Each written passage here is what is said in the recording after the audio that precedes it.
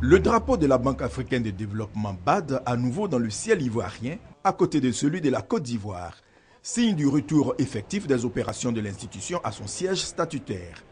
11 ans après sa délocalisation à Tunis, la banque reprend officiellement ses activités à Abidjan, avec un conseil d'administration ce lundi.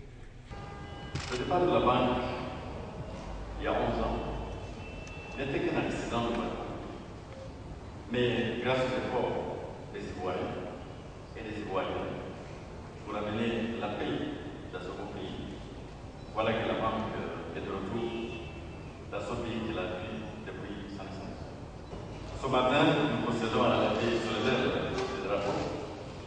Cette cérémonie est la manifestation, d'une part, de l'amitié sans nuage entre la banque et son pays hôte, la Côte d'Ivoire.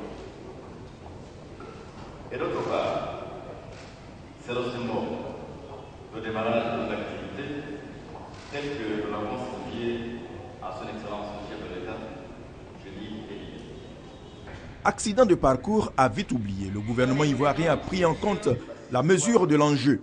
Amélioration de l'environnement sécuritaire, économique, dialogue avec l'opposition, avec à la clé la paix retrouvée.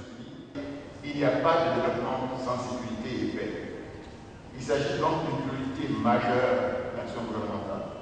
L'indice national de sécurité est passé de 3,8 en janvier 2012 à 1,18 en août 2014. Ce retour à la sécurité et à la paix est bien perçu par les ambassades et les grandes entreprises multinationales.